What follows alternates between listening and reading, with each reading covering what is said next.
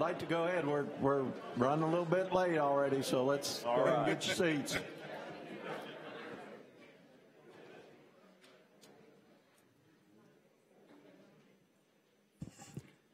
All right, we got 1 minute to make up in our meeting, so we call the meeting to order. This is the meeting of Florida Housing Finance Corporation of February 1st, 2019.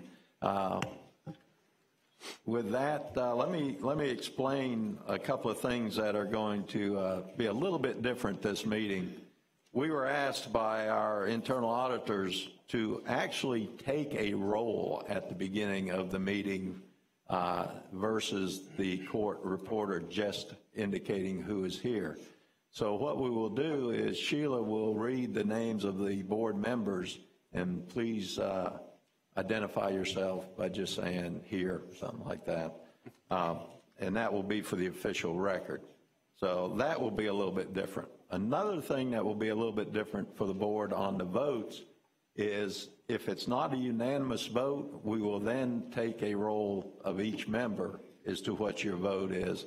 And this is to make sure that it's accurately recorded in the records.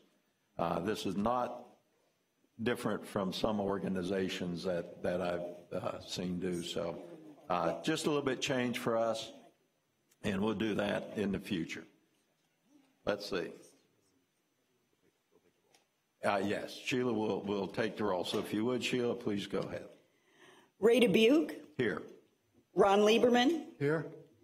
Mario Ficella. Here. Preston Leifried. Here. Good job. Ken Lawson. Here. Natasha Bastian. Rainier Diaz de la Portilla. Latasha Green Cobb. Barney Smith. Okay, thank you. If you wonder why she purposely read the names of people that are not sitting up here, that was also for the record to be accurate. And a quorum is present, Mr. Chairman. Thank you. All right, with that, I'd like to introduce our newest board member who, from everybody I've seen come up shake his hand, doesn't need really an introduction. But Ken Lawson is the executive director of the Department of Economic Opportunity, and was appointed by Governor DeSantis in, let's see, it's not January anymore, is it? Last month. There you go. As the executive director. And I know Ken is going to be a great addition to the board. He served in, Hillsborough Housing Authority? I did, back in the day. Back in the day, so he's, you know, he's a little familiar with how housing works, to say the least. And he spent 8 years serving the state through various positions. Prior to DEO, he served CEO and president of Visit Florida and secretary of the Florida Department of Business and Professional Regulation. He also served several positions in law enforcement and is began his service to our country and to our great state as a U.S. Marine Corps. Right, sir. Thank you, sir. He is a native Floridian and graduated from Florida State University. Thank you. Now, were any Gators in that applause? Okay, good. One. One. I won't give the year, that'll give away your age. But the BA in International Affairs and Florida State University College of Law in 1991, so you have a law degree. Yes, sir. All right. Dangerous at times. All right. Well, you keep our lawyer Hughes straight. Yes, sir. Yes, sir. Yes, sir. Good deal. But let's welcome Ken to our organization. Thank you, Mr. Chair. Thank you. Would you like to say a few words first? First, Mr. Chairman, I got to thank Governor DeSantis for allowing me to serve in this position. I'm glad to be part of this board, and I look forward to contributing. Thank you, sir. Thank you. Mm-hmm. All right, let's see. Looking through my updated, now it's your turn to make some announcements. Thank you, Mr. Chairman. With the new year, we've had a number of staff changes that are worthy of announcing here at the board that I'd like to talk about. The first is we can actually introduce Jesse Leon. He serves as our Director of Multifamily Development. He came on board with us late last year, but unfortunately could not make the Orlando board meeting, so we can introduce Jesse now. Jesse, do you want to stand real quickly and say hello so everybody knows who you are? Thank you. Jesse has a strong background in affordable housing and mixed income real estate development, philanthropy, social impact finance, government, and the creation of public-private partnerships. Jesse came to us. He has worked with the U.S. Department of Housing and Urban Development in the private sector at J.P. Morgan Chase Foundation and the Colorado Health Foundation, and is a private real estate developer with Bank of America's Community Development Corporation and at the Funders Network for Smart Growth, creating public, private, and philanthropic partnerships. Jesse received his bachelor's degree from the University of California at Berkeley, his master's degree at the Kennedy School of Government at Harvard University, and a 2-year postgraduate urban redevelopment fellowship at the University of Pennsylvania. So please welcome Jesse to our team. We're excited and working with him. Next, Stephanie Sutton recently joined Florida Housing as the new External Affairs Director. She'll oversee both state and federal legislative work as well as communications for the corporation. Stephanie comes to Florida Housing from the Chief Financial Officer's Cabinet Affairs Office for Jimmy Petronas, where she worked with multiple state agencies on behalf of the CFO as a cabinet member. Throughout Stephanie's 23-year career here in Tallahassee, she's successfully worked with stakeholders on issues related to the environment, healthcare, contracting, procurement, telecommunications, and more. As an advocate over the years, she's also supported workforce housing in the Florida Keys, which is designated as an area of critical state concern. So Stephanie, if you could please stand and be recognized, and we'll welcome you to the corporation. And finally, I wanted to announce that Barb Goltz, our longtime CFO, has retired from Florida Housing after 18-plus years of service. We thank Barb for her years of service and wish her well in her days ahead. So with that, those are our announcements here at Florida Housing. Thank you, sir. Thank you. I'll just make a comment about Barb. Barb was one of the first staff members I met when I came on this board, and I found her to be very detailed, to say the least, sometimes questioning my questions about budget, but that's all right, because that's why I ask them, is so that they can make them think a little bit better. But Barb, during my tenure, was a truly supportive staff member, and I appreciate her years of service with Florida Housing. So thank you. All right, let's see. All right, very good. Moving along, are there any additional items that need to be, or any items to be pulled from the consent agenda for discussion? All right. Mr. Chairman, I have not received any requests. Okay, thank you. The board will recognize you did receive a supplemental item that was on your front of your chair when you arrived. That was communicated to us previously, so that it is on your agenda. So, all right. Let's see. I made a lot of changes to my agenda, so I'm sitting here making sure I get them all. So excuse me just for a second. All right, we're at the approval of the minutes of the December 14th, 2018 board meeting. Motion to approve, Mr. Chairman. I have a motion. Do I have a second? Second. I have a motion and a second. Is there any further discussion or any additions or changes? Seeing none. All in favor? Aye. Any opposed? Very good. Thank you.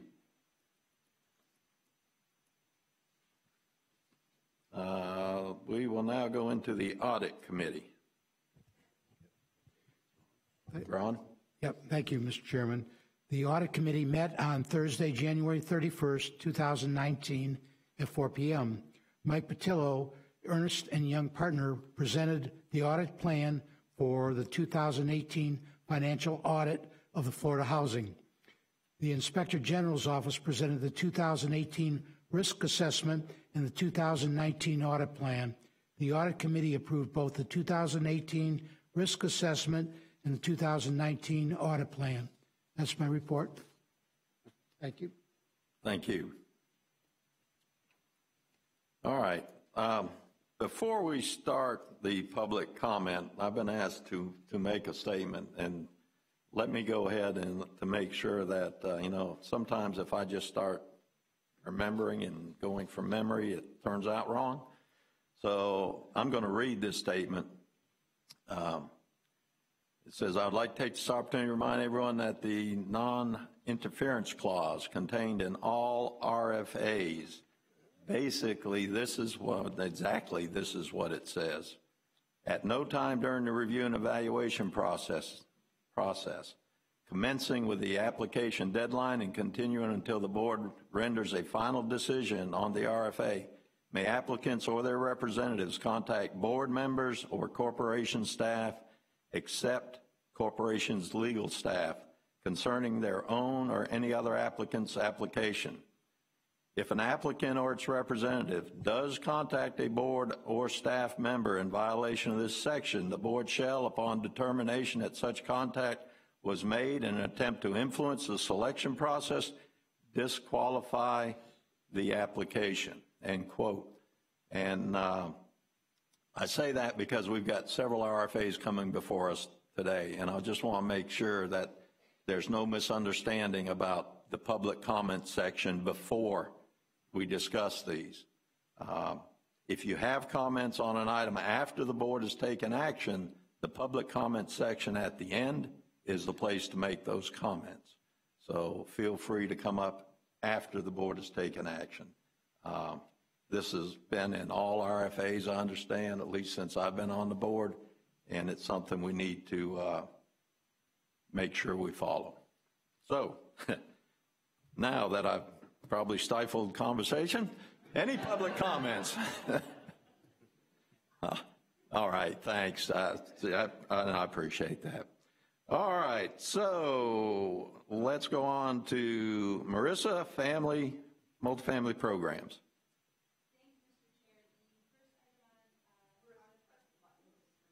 I'm pretty loud anyway, but that's better. I can move away now. The first item on the agenda for multifamily programs for allocations is 2019 rule development. Staff would like to begin the rule development process by scheduling a rule development workshop to solicit comments on Rule Chapters 6748 and 6721 of the Florida Administrative Code, as well as our qualified allocation plan, which is incorporated into Rule Chapter 6748. So our recommendation in this item is for you to authorize staff to proceed with the 2019 rule development process. Thank you. Thank you. Do I have a motion? So moved. I have a second? And we have a motion and a second. Thank you. Any discussion on this item? Okay, if not, all in favor? Aye. Aye. Any opposed? Okay, very good. You're batting 1,000. Go ahead. Thank you. Okay, item B is our RFA 2018-111, housing credit financing for affordable housing developments located in Miami-Dade County.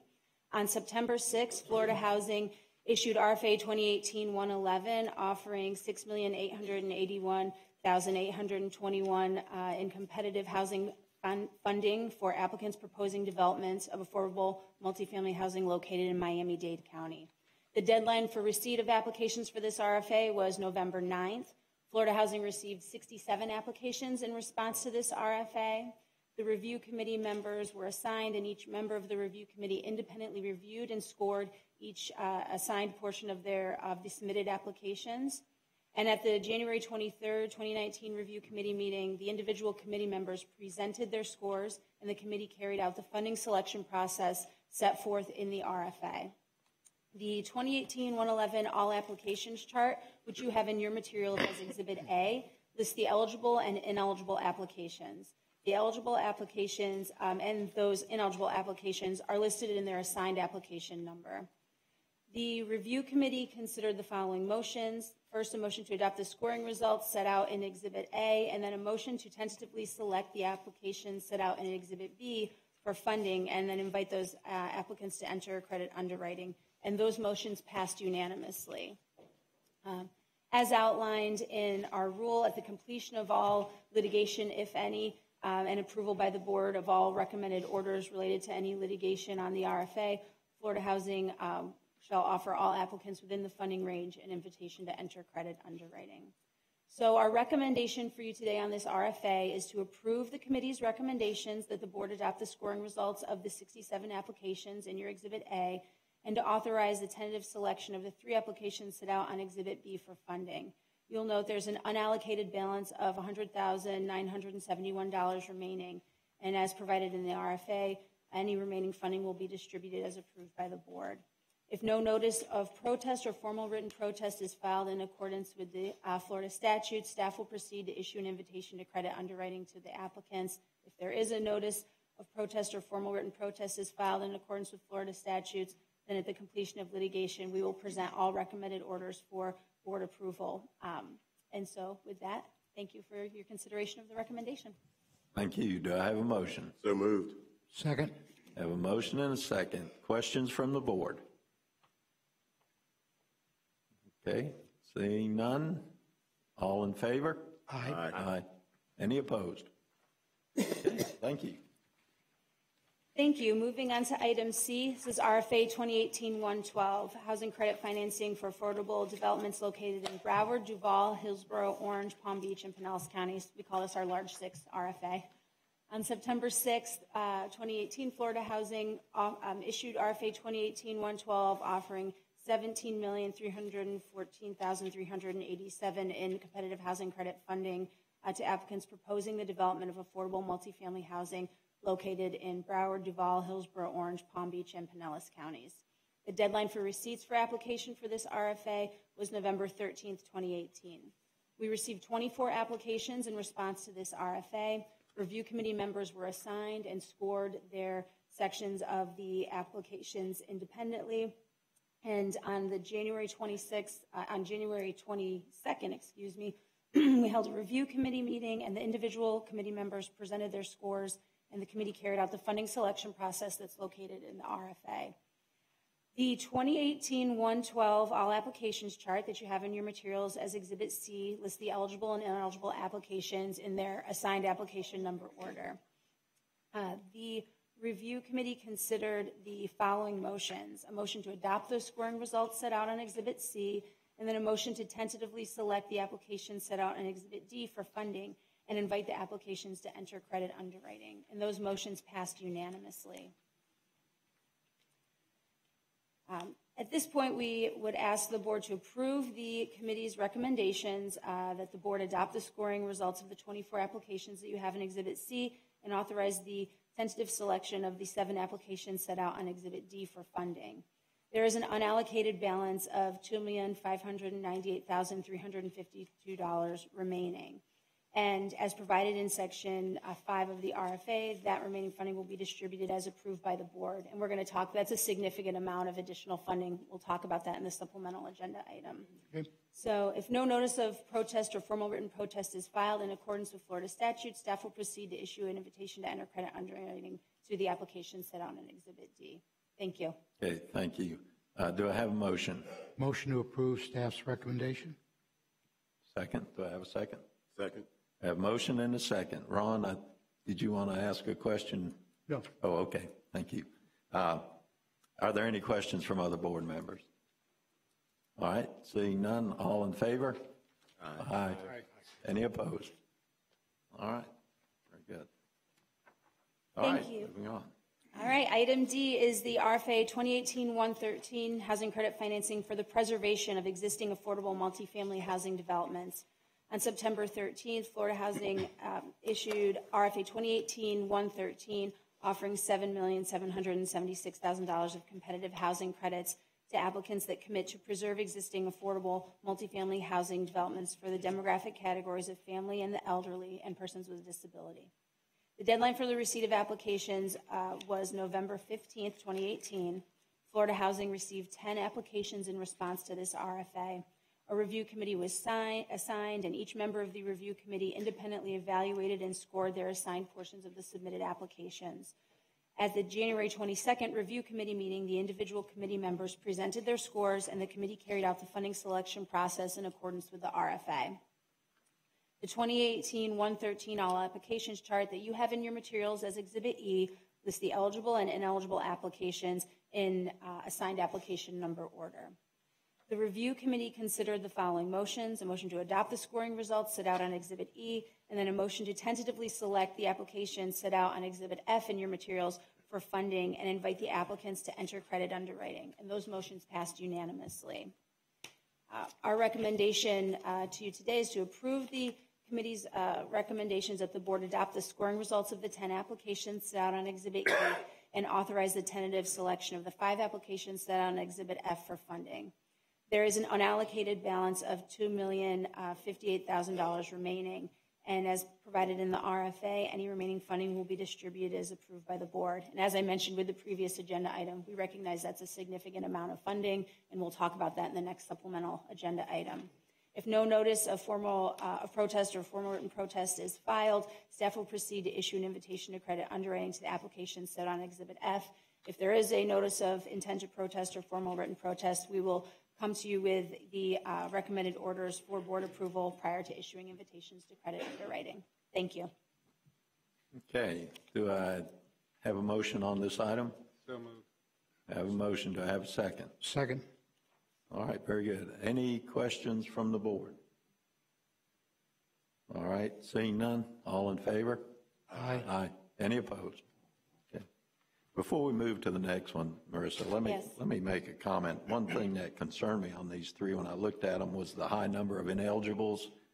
And I mean, when you look at the 3 combined, you're almost 18.5%, from a high of about 9% on one to 20% on another one, and almost 29% on the second one we talked about. Now, I want to make sure that the community that's submitting these applications know they can contact the staff with questions and try to work out any questions you may have on them. I'm sure the ineligibles are appropriate, but I'm just concerned we're not communicating enough to make sure that, more people do it properly. So please, not just for our staff purpose, but the onus is really on the applicant to make sure they've got their stuff together. So please do that. I cleaned that up from what the panhandle would have said. So, all right. All right. Thank you very much. Go ahead. Okay. Thank you, Mr. Chair. This next item is the supplemental, and thank you for allowing us to present this so quickly. It is as the result of the review committees we held last week. And so this agenda item also relates back to the December board meeting when we presented the RFA 2018-115 for workforce housing for hurricane recovery in Monroe County. We told you at that time we had additional, we had an unallocated balance remaining of just over $10 million, and we committed to come back to you if we had additional credits to be able to pair with that to try to reissue the RFA. And so this would be the request to do that. On October 8th, we issued that RFA 2018-115 offering $1,850,668 of competitive housing credits and $15 million in sale funding to applicants proposing the development of workforce housing for hurricane recovery in Monroe County. We received 5 applications in response to that RFA, and a review committee was held on December 4th. And that review committee deemed 2 applications ineligible for funding, 2 applications eligible for funding, 3 applications ineligible for funding. And then at your December 14th board meeting, the board adopted the review committee scoring results and those funding recommendations and selected those 2 eligible applications for funding. And there were no formal written protests of the funding decisions, and the 2 successful applications have now entered credit underwriting. So, as I mentioned earlier, we committed to, if we were able to come back and look at a way to reissue this RFA, acknowledging it's for hurricane recovery in Monroe County, and it's a significant amount of sale funding that we have that's dedicated to this specific purpose. We looked at the review committees last week, and so we had the funding recommendations just now that you approved for RFA 2018-112. That was housing credit financing for Broward, Duval, Hillsborough, Orange, Palm Beach, and Pinellas County, our large 6 RFA, and then RFA 2018-113, which was the Preservation Housing Credit RFA.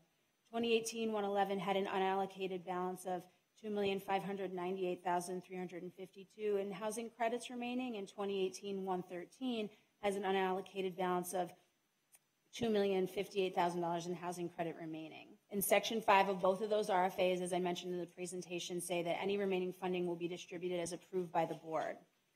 So at this point, staff would like to proceed with reissuing an RFA for sale and housing credit financing for the construction of workforce housing for hurricane recovery in Monroe County, to specifically allow the 3 unfunded applications in RFA 2018-115 to apply for that funding.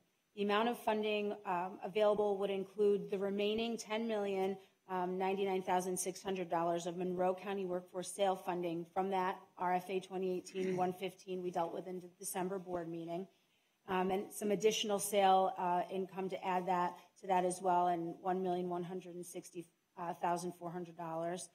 And then an additional $2,776,032 of housing credits remaining from those unallocated balances of the 2 previous RFAs I mentioned. And we anticipate with that funding available, we will be able to sufficiently fund the 3 remaining unfunded applications from RFA 2015-115, should they choose to apply in this application and become eligible for funding. And I'll remind you what we discussed in December was the ineligibility in those applications were technical reasons based on either incorrectly filling out the application or failure to submit a correct form. And so at this point, the timeline for the issuance of the RFA, should you approve this today, we would like to expedite that as quickly as possible and schedule get the RFA out as quickly as possible, ideally next week, get a review committee scheduled, and be able to come to you with funding recommendations in March, considering this is such a high priority for the hurricane recovery need. And so we'll ask you at this time to allow us to proceed with the issuance of RFA 2019-110 for sale and housing credit financing for the construction of workforce housing for hurricane recovery in Monroe County, and have the executive director establish a review committee for the RFA to make recommendations of funding to the board. Thank you. Thank you. Do I have a motion? So moved. Second. We have a motion and a second. Questions for Marissa? Yes, Ron. You said that the 2 million something was from the previous RFAs? I thought that was, there was 2 of them, and that was 4 million something. Where am I missing? You're not missing anything. So we had to pull at least a little bit from one to pull into the other to get the full just over 2.7 that we need. So there will be additional unallocated housing credits that we'll have, but we also recognize that there is the potential for litigation still in both of those RFAs. And so to be thoughtful about that, we are not going to suggest a recommendation for the board for the distribution of those funds at this time. We may come to you after we see what happens with those RFAs in the future, and if we have existing eligible applications in those RFAs, we may come to you with another recommendation. But for now, we're not making a recommendation on that additional funding. Good answer. Thank you. In fact, it answered the question I had about possible appeals. So, other questions? So with regard to pulling the money over from it's RFA 2018-113, that's... I think, did you say 113? Yeah. Yes. Okay. So, like, for instance, there were 10 applications with that. 5 were awarded. So, giving you that balance. So, and there were only, I think, 2 ineligible there. So is this a needs basis in terms like, the hurricane relief, and that's why the other applications that were eligible on this list were not funded? So the language of that RFA for 113 specifically, and it depends on the RFA, and this one specifically we had funding goals. And once we met all of those funding goals, we said in the RFA no further applications will be funded. And so then the board has some discretion, depending on what's left over, to do what it would do with it. So that may be using those credits for another priority like we're presenting here, or sort of seeing what happens with that. And so we do know that there's those 3 additional eligible applications sitting there in 113. We also know there's 2 applications that are deemed ineligible. So we don't know with any certainty what will happen after this tentative recommendation in terms of litigation. So we're balancing that with the knowledge that as the last December board meeting, you all said you had a priority of getting that Monroe workforce hurricane recovery funding out. And so that's the balance we did in making this recommendation. And as I said to Mr. Lieberman, we may be able to come back, depending on what happens, and fund additional deemed eligible applications in that RFA. Thank you. Thank you. Okay, additional questions? Seeing none, all in favor? Aye. Aye. Any opposed? Thank you. Thank you. Just remember, there's a priority about another storm, too, we need to expedite. Yes, sir. Okay. David?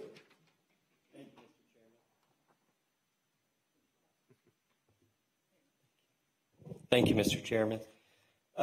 This item is to request authorization to enter into a one-year single-source contract with CoreLogic Solutions for the Hardest Hit Fund homeowner retention data.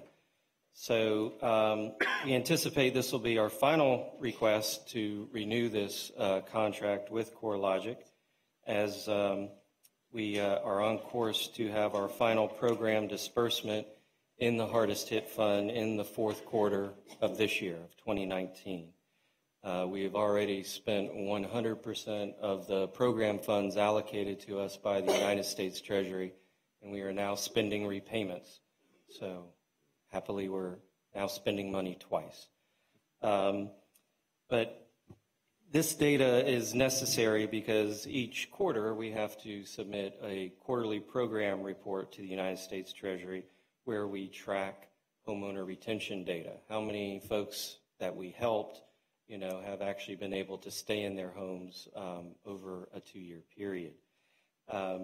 As we funded more and more and more homeowners across Florida, doing this manually by going to the county websites became untenable. So back in 2015, the board approved us entering into this contract with CoreLogic, and we've been using this service ever since, and we still believe that this is the only source for this data available, and that's why we're here asking to enter into another single source contract.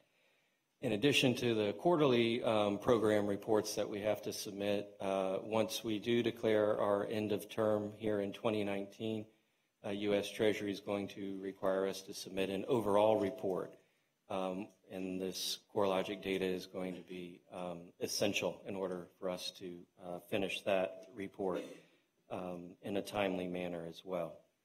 So we would ask that the board authorize staff to enter into another one-year single-source contract with CoreLogic Solutions for the Hardest Hit Fund homeowner retention data. Thank you, David. Do I have a motion? Motion to approve. Do I have a motion and a second. Questions for David? Seeing none, all in favor? Aye. Aye. Any opposed? Okay. Very good. Thank you, Mr. Chairman. Thank you. All right, Stephanie, welcome to your first board meeting. Thanks. Fourth week on the job. We're not as mean as we look. Thank you. This is a request for approval to proceed with an RFQ for public relations services. Back in March of 2016, the corporation entered into 3-year contracts with 3 different companies. Over the past several years, it's been used for foreclosure counseling program, marketing materials, and the Florida Hardest Hit Fund program. The original term of the contracts are set to expire March 23rd of this year. So the recommendation is actually twofold. We would ask you to allow us to extend those existing contracts by 6 months and go out and issue an RFQ to select qualified firms for public relations services. We're also looking to expand the scope that hopefully we'll never need to use for crisis communications. Okay, thank you. Do I have a motion? So moved. Second. Have a motion and a second. Questions? Just a comment, I'm glad to see you going out in 6 months for competitive. Thank you. Thanks. All right, all in favor? Aye. Aye. All opposed? No. Thank you. See, it wasn't that bad. It gets worse. Okay. Now Shannon, Oh, actually, we're Nope. going to do consent. oh, yep, we got to do consent. Some reason I wrote it wrong. Okay, we have the consent agenda. Previously, I'd asked if anyone wanted to pull anything. There was nothing pulled, so do I have a motion on the consent agenda? So moved. Second. Have a motion and a second. All in favor? Aye. Aye. Any opposed? Okay. Now, got me back in track. Thank you, Trey. Shannon. This is the presentation. You've got this. Got it. out. Okay, good. Hi, thank you so much. Shannon Nasworth, I'm the president and CEO of Ability Housing. We're a nonprofit affordable housing developer focusing on meeting the needs of the homeless and persons with disabilities, but we also provide general affordable housing. And I was asked to speak today about a state pilot that Florida Housing actually has been the lead on. Several years ago, during the time when we were having budget issues, the legislature was repeatedly sweeping the trust fund dollars.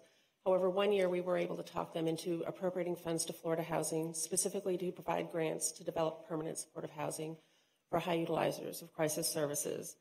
Florida Housing chose to use those funds to incentivize locations to do cost analysis so we could have Florida-specific data on how effective this housing is.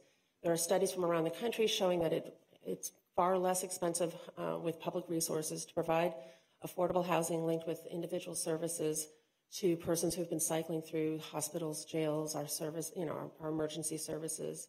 But we didn't have any Florida-specific information. So Florida Housing, through a competitive process, selected 3 sites: Duval, Miami-Dade, and Pinellas.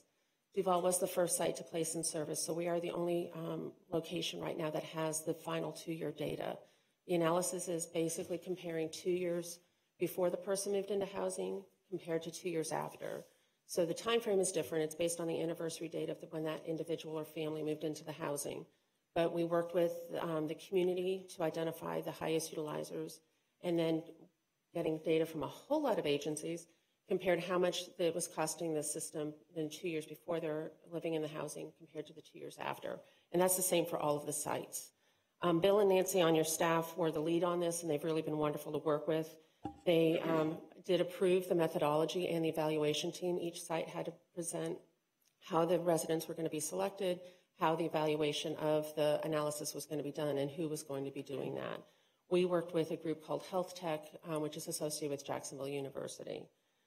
Bill and Nancy also helped us engage with the other state agencies, because getting data from those agencies and making sure we were aligning with their needs and trying to provide any data they might need was also essential for us. And they've also been really wonderful about convening the 3 sites. There was a lot of lessons learned, and we were learning a lot from each other. It's been really wonderful. So as I mentioned, Duval is the only site so far, but the others will be coming soon with the 2 years data. In Duval, our project that was funded through the appropriation was a 43-unit property called Village on Wiley. There's a pretty picture in your brochure there. If you ever want to come see it, we'd love to show you. But we also had other participants in the pilot itself. In total, we had 92 individuals enroll in the pilot. So the other housing was provided either at other housing Ability Housing owns, or we also master lease units in the community and scattered site housing. So the other 49 were scattered throughout Duval County. In the end, what you're seeing before you, the final evaluation included 68 of the pilot participants. Over the course of time, a few people passed away, a few people moved away, a few people decided they didn't want to continue being part of the pilot. They retained their housing and their services. We just no longer were gaining data on them. So the final pilot evaluation includes the outcomes for 68 individuals. All pilot participants were extremely low income, earning 30% or less of the area median income. They were high utilizers identified by our area hospitals, the sheriff's office, the various service providers. The ages ranged from 20 to 64. Honestly, there were more females than males, and we were a little surprised by that, because typically our chronically homeless individuals tend to be male, but in this particular pilot, the majority of persons identified were female. And 90 of the 92 people who had initially enrolled had a disability and had been chronically homeless before moving into the housing. So what you have before you is the outcome of this 2 years analysis. I will say Florida turns out to not be any different. On average around the country, what they find is it is 30% less expensive to provide housing and services than it is to maintain people as homeless. That savings includes the cost of the housing and the services, so it is far less expensive for us to house these individuals than to have them cycling through costly systems of care. The biggest cost savings are in the hospitals and the healthcare system. Hospitals collectively had a 58% reduction in their expenditures over the 2 years prior to housing compared to the 2 years after. The biggest reduction would be in outpatient services, but also inpatient services and the emergency department saw great reductions as well. They were very happy with us and this pilot. Our sheriff was also really pleased. We had a 65% reduction in arrests and bookings, and we had a 72% reduction in days spent in jail. So really demonstrative. It is de facto illegal to be homeless. If you think of all the things you do in your home, if you have to do them on the street, they tend to be illegal. So a lot of misdemeanor arrest histories for pilot participants. Of course, once you're in your house and you don't have to live on the streets, you don't have those misdemeanor arrests any longer. As I mentioned, it was a 30% reduction in overall expenditures. In the 2 years before moving into housing, these 68 pilot participants were costing our community and state $7.5 million. After moving into housing, including the cost of the housing and services, we spent 5.2, so 30% less. And of course, their quality of life was demonstratively increased. And we also, as part of the evaluations, were doing some tests on the impacts on mental health, and those outcomes were very significant. In addition, we were able to help 56% of the participants gain insurance. Those that had moved, some people already had Medicaid coverage, but most of those that we helped gain Medicaid coverage were Medicaid eligible, and we were able to help them get insurance, which is part of the reason they're now able to access primary and behavioral health care. And that's one of the reasons they're no longer cycling through systems. They're getting routine medical care. We also had a 66% increase in their income. We're talking about individuals with $0 to at best $750-ish income if they have Social Security disability. We were able to increase the average monthly income by $244 per pilot participant. And those were our outcomes. So I just wanted to share with you how important this pilot has been and answer any questions. It's really been wonderful to work with your staff and the other pilot sites, and we really are eager to share this with our legislature and our policymakers because we believe it's important to make sound decisions with regards to highest and best use of our limited resources. Thank you. That's great. I may have missed it. When did you say the other two trials will be ready for? Miami-Dade was about a year behind us, and then Pinellas was a few months behind them. So what we did is last year we did a one-year interim report. We weren't required to, but we decided to do that.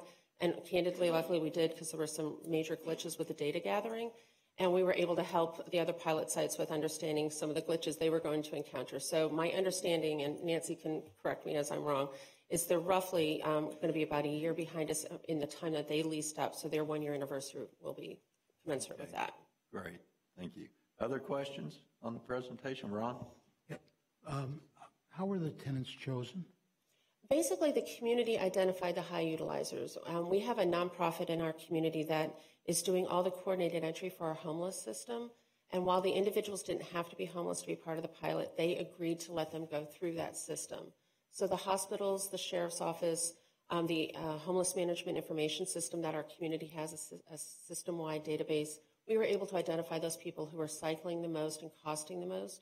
We then put them through this coordinated system where an evaluation was done using a vulnerability index score, and that helps rank how vulnerable individuals are, and part of that is their utilization of services. So between those identifications and then the screening, that's how the 92 original participants were identified. Thank you. Thank you. Other questions? Yes, go ahead, Trey. Thank you, Shannon, for coming. I believe shortly after I came on board here at Florida Housing, I think you showed me Village on Wiley over in Jacksonville. I Yes. appreciate going and seeing the pilot program up close and personal with you. I'm excited about the news that you brought here today. I look forward to working with Karen and your team and with our team to share the story with the legislature. To me, this is one of those cross-silo stories. Obviously, in addition to funding for housing through our normal appropriation process, we're going to need to talk with the big chairs of appropriations and the leaders of the chambers to really, I think, get across to them that you're going to see savings in other silos, the criminal justice system, the healthcare system, which affects all Floridians. So I look forward to working with you on that, and an exciting story to tell with folks.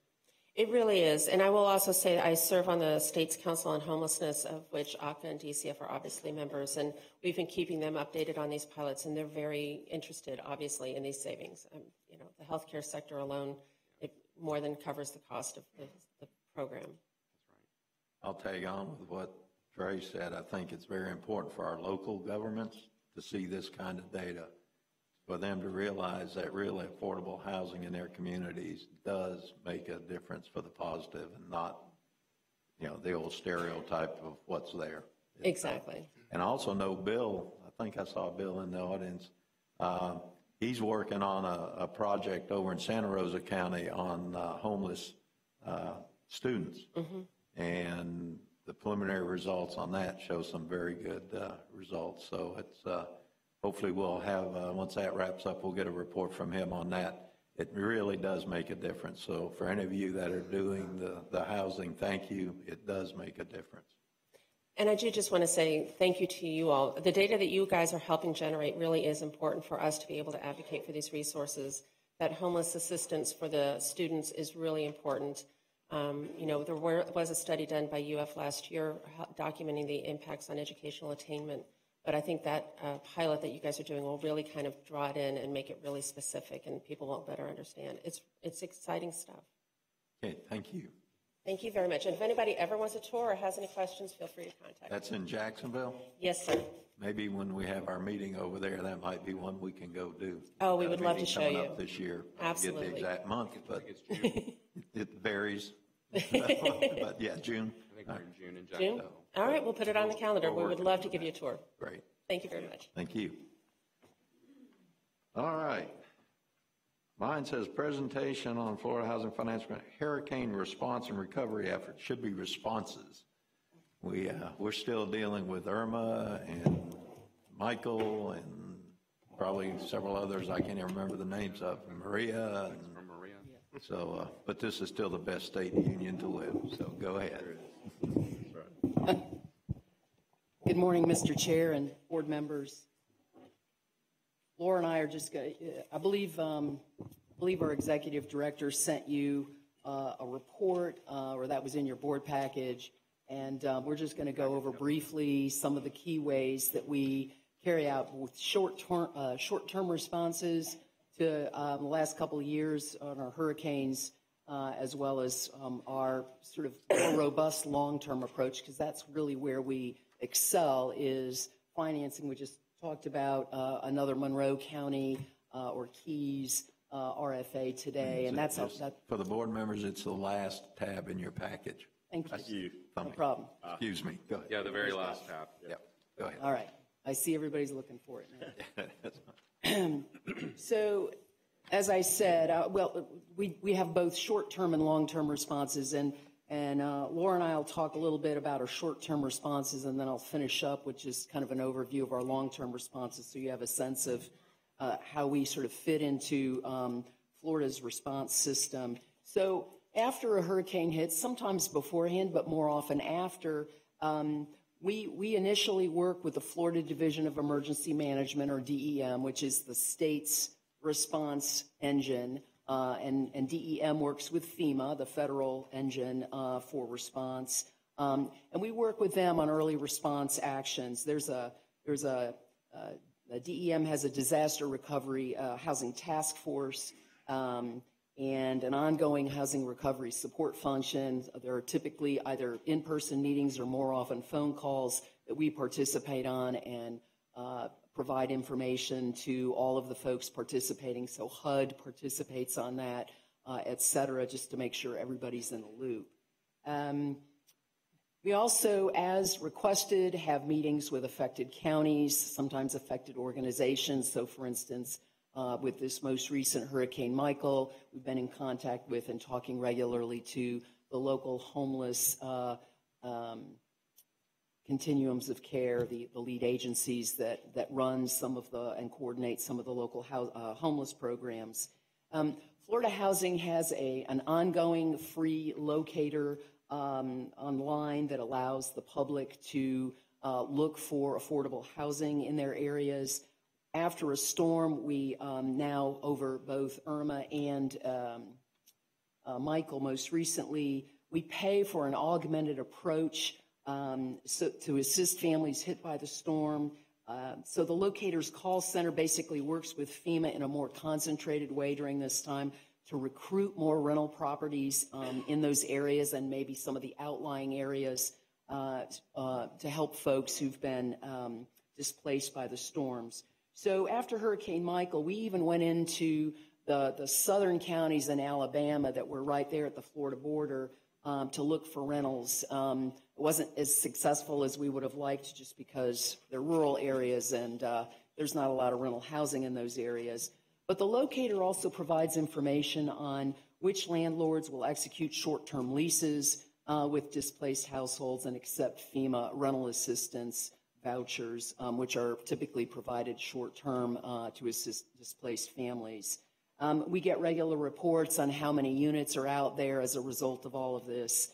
And I would just say at the end of December, the end of January, we had 550 units in this sort of broad sweep from Leon all the way over to Escambia County, but unfortunately almost all of those are on the eastern side here in Leon or way over west. In Bay County, on our locator, we had 7 available rental units. So obviously, every last unit in those really affected areas was taken, and it was similar in Hurricane Irma, although that damage, although it hit a lot of the state, was really concentrated in a few areas, just like Michael, actually. So the other way that we help short-term with affected counties is through our SHIP program, the local program. Each local government that is eligible for SHIP, so with Hurricane Michael, that was all of the affected counties plus Panama City, because it's a larger city, was eligible for SHIP disaster funding. And each of those local governments is required to have an adopted disaster strategy so that they're ready to go in case of an event. And so typically those strategies include temporary relocation and rental assistance and short-term repairs focused on keeping people in their homes until they can get longer-term or more fully augmented repair assistance to allow their homes to return to what they were before. So per statute, we hold back $5 million of whatever the SHIP appropriation is that comes to us. We allocate the rest out to the local governments per our statutory population formula, but we hold back that funding. If nothing, no natural disaster or other occurs during the year, then we disperse that funding at the end of the state fiscal year per that population formula. But typically, we end up using that $5 million and pushing it out into whatever the affected counties are. There are 2 tables in your board book with this item, this write-up. One of them shows what we did with Irma, what the funding we put out, the $5 million, and then the other one, the more recent one, we just announced how that $5 million would be dispersed. We use FEMA data to make those decisions, and we prioritize based on impact. So, for instance, with Hurricane Michael, with Irma, it was the Keys mainly, and then with Hurricane Michael, Bay County really got the broad hit on that, but more than just those counties actually received assistance. The Michael chart also shows you the additional regular SHIP funding that these locals hadn't encumbered yet or hadn't promised out to folks. The total across those counties is about $7.5 million. So as I said, you've got those 2 charts. So let me turn it over to Laura, and she's going to talk a little bit about what we do on our asset management of our rental portfolio, and then we'll wrap up with a long-term recovery. Thank you, Nancy, Chair and Board. So after a natural disaster, Florida Housing conducts damage assessments of the rental properties within our portfolio in the areas that are impacted by the disaster. And for Michael, we financed 68 rental developments and had about 6,000 units in the impact area. Of those 68, 9 reported damage extensive enough to require displacement of 652 households due to the direct damage, unhealthy moisture contact, was a lot of it, and discovery of mold or housing unit water damage. So we continuously monitor those damaged properties for regular updates on reconstruction, mitigation efforts, and rehousing of the displaced households. Initially, 40 units of that 652 are projected to be ready for occupancy by the end of the first quarter, with all units projected to be ready by year end. And this timeline is pretty consistent with what we've seen with reconstruction efforts of past hurricanes. In the Hurricane Irma, we had one development, we had 173 with damage, but one development had 193 households displaced due to extreme flooding that was in Fort Pierce. The households that chose to return to their units were rehoused during the first quarter of 2018, and that development had all of the units back up and operating, and eligible households were back into those units by September of 2018. So that's pretty much what we do. Of course, there's some Treasury regulations that allow putting displaced households in restricted units. And of course, we educate owners of that. Unfortunately, in Bay County, as Nancy just said, there weren't a lot of available units, so that didn't really come into play. Some of the owners housed residents in newer coming online units, such as here in Tallahassee, which people were able to do a tour yesterday, may have seen some of that, or in some of their other rental properties, but not within the area. And that's all. So back to just finish up here with our long-term recovery approach. As I said before, really that's where we excel because we are all about, our programs provide, the infrastructure of our programs provide flexibility to us to be able to respond and target funding, just as you saw when Marissa came up and proposed and you approved issuing another RFA to finance additional housing in Monroe County.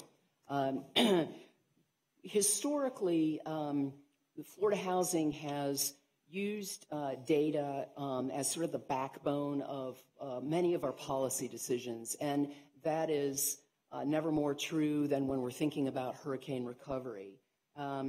Last year and this year, but last year as an example, we took, and it took a long time, working with the FEMA data it's a long process.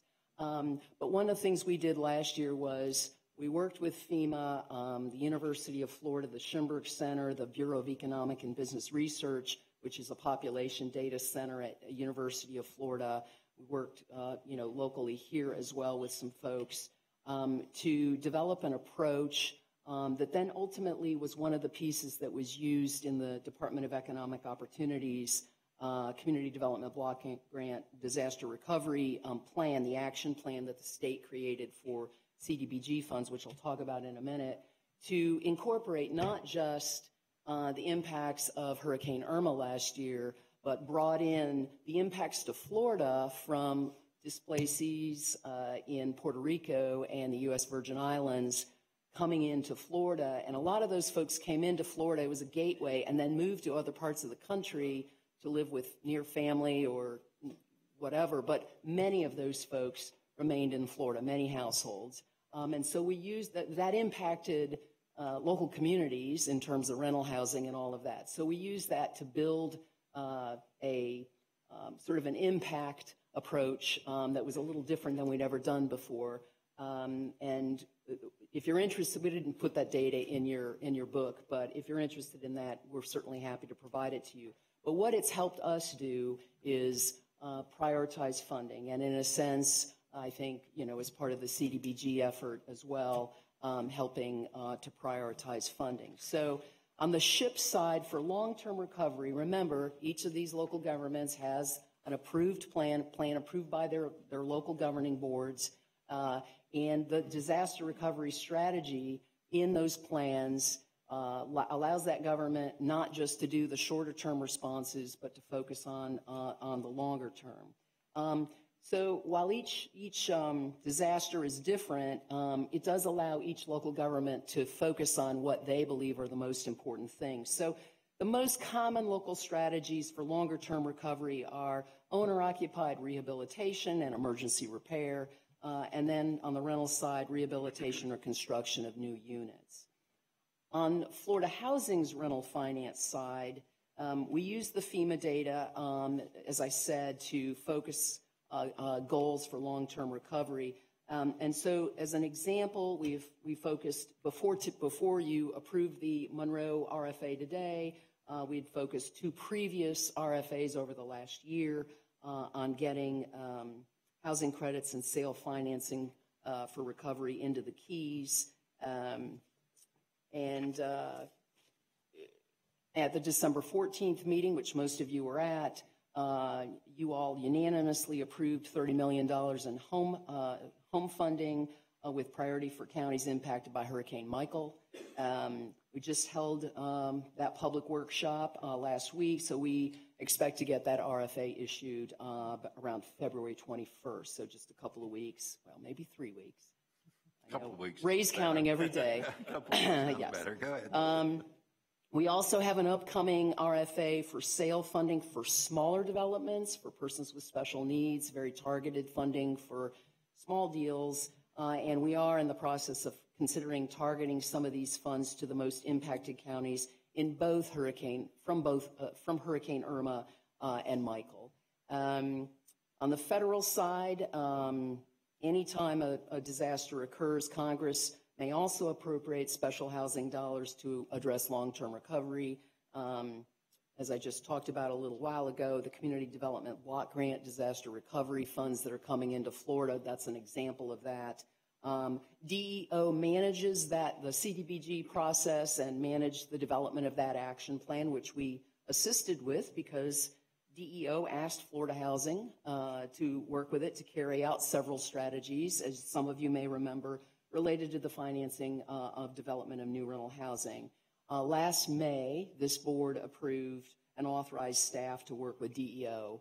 The funds will be made available to the hardest hit areas of the state. This is for Hurricane Irma. We have not heard anything yet about whether Congress will appropriate funding for Michael. We're very hopeful. And our first CDBG RFA will be for funding in the Keys. We've held now 2 workshops on that. The second one was just last week. We're meeting with DEO staff next week to continue and finalize, hopefully, our work on our agreement. And we hope to issue that RFA soon with the other ones to follow as soon as possible after that. So that's it in a nutshell. And let us know if you have questions, and thank you. Thank you. That's quite a nutshell. Let me just mention, I did have an opportunity yesterday to talk with a lady that was displaced from Panama City over here to Tallahassee, and she was extremely excited about that opportunity. My question to her was, do you plan to move back to Panama City? And I told her I hope she did. And she said, I kind of doubt it. I like it over here. So, there's a lot. I think about 30% of the population of Bay County is estimated to have left and will not come back. So that's a pretty heavy hit. But the key is there's no housing over there, as you mentioned several times.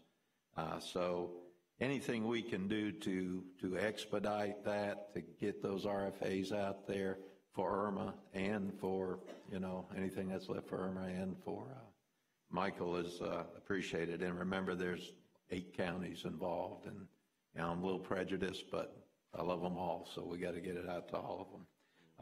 There's also several organizations that I've been attending meetings to. They're called long-term disaster recovery groups, and I think most counties that have been through a storm like that have them. I would encourage staff to find out at least who their chairs are and to work with them. One is a government only, and they're more concerned with infrastructure and roads, stuff like that.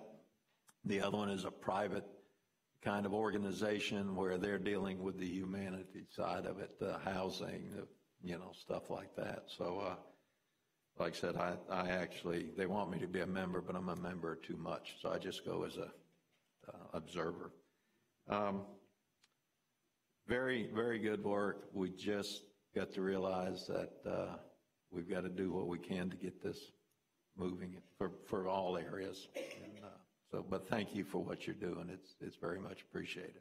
And let me ask you one question. This $5 million, which I know we have not had the ability any year in the past to have any left over, it seems to always be used. Is it statute or rule that has to be given out at the end of the year? Can it not be rolled from one year to the other if there was any? Yep. It is statute. Our ship administrator says it has to be dispersed. Okay. Well, yeah, that makes sense, but, it sure would have been nice when Irma hit to have more than $5 million to been able to help them out. All right. Other questions? Anybody have any questions for? Great report. Thank both of y'all. Yes, Trey. Ron. Yeah, Ron, I'm sorry. Just a statement. Every board meeting, I am continually impressed by what we do, and the staff, great work. We visited yesterday one of our projects here in Tallahassee. Very impressive, and what we're accomplishing. I wish all of the legislature really would realize what we do, and great work, guys. Great work. Thank you for your support. Thank you. Thank you. Well done. All right, is that it? All right, now we are at public comment. There's a mic over here, I think, for public comment on my left. You're right. Great. Mr. Chairman, while the first commenter comes up, we actually wanted to announce some breaking news to the board. Very excited to be able to announce that Governor DeSantis has unveiled his budget recommendations, and he's recommending the full $338 million for housing for the coming year. So it's very exciting. And we look forward to working with DEO and your staff, Director Lawson, and the governor's office as well in these exciting times, and look forward to working with the legislature to hopefully get that $338 million for housing. So That's the key. We got to get the legislature not to take any of it away. So please work with your legislators on it in a positive manner. All right. Yes, sir. If you would, please recognize your, or give us your name and the company you're with. Thank you, Mr. Chairman, Board. My name is Chris Bryant. I'm an attorney with Ortel, Fernandez, Bryant, and Atkinson. I represent a number of applicants and developers. I have for years, and I have at least one in each of the RFAs that you took up and approved today. Mr. Chairman, I appreciate your comment at the outset of the first public comment period today about the non-interference clause in the RFA, and what I understand to be the corporation's position that it does not prevent comment after the board has approved funding selections, and I believe your general counsel agrees with that interpretation. However, in an abundance of caution, I'm going to refrain from identifying specifically the applicant I represent and the applicant I have concerns about. One of the applicants you preliminarily approved today in one of these RFAs claimed a local government contribution in a certain dollar amount that entitled it to a preference in that selection process, and that contribution was of local SHIP funding. In pending litigation in circuit court regarding that specific contribution, a court has issued a temporary injunction finding that award of SHIP funding invalid. The temporary injunction has been entered, which enjoins the award of local SHIP funds, not the distribution, which comes after the award, but cuts to the quick and says the award was not valid. That injunction was entered the day before your staff review committee meeting. Your counsel is aware of that. They were provided with a copy of that injunction the same day that it was entered. They know who the applicant is and the local government involved, and they're aware of the temporary injunction being in place. Presumably, your staff review committee was not aware of that temporary injunction being in place. I don't know if, I assume that legal staff did not inform them. I did not inform them because of the non-interference clause. That injunction does not enjoin Florida Housing from any particular action, but it is a judicial determination that I would assume Florida Housing would respect. I'm not going to stand up here and argue to you about injunctions and what they mean and who they constrain and what further steps need to be taken in that litigation. That's all going to follow its own path. I guess if I had a request, it would be to seek guidance from your counsel as to whether that temporary injunction should have any impact on your preliminary funding decision.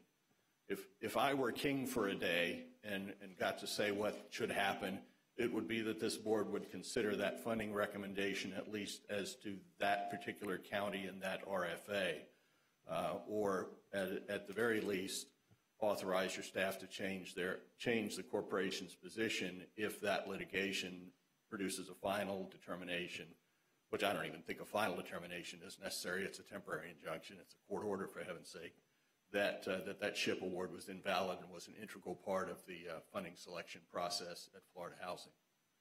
So thank you for the opportunity to speak. Thank you, Mr. Bryant. Mr. Brown, would you like to make any comments?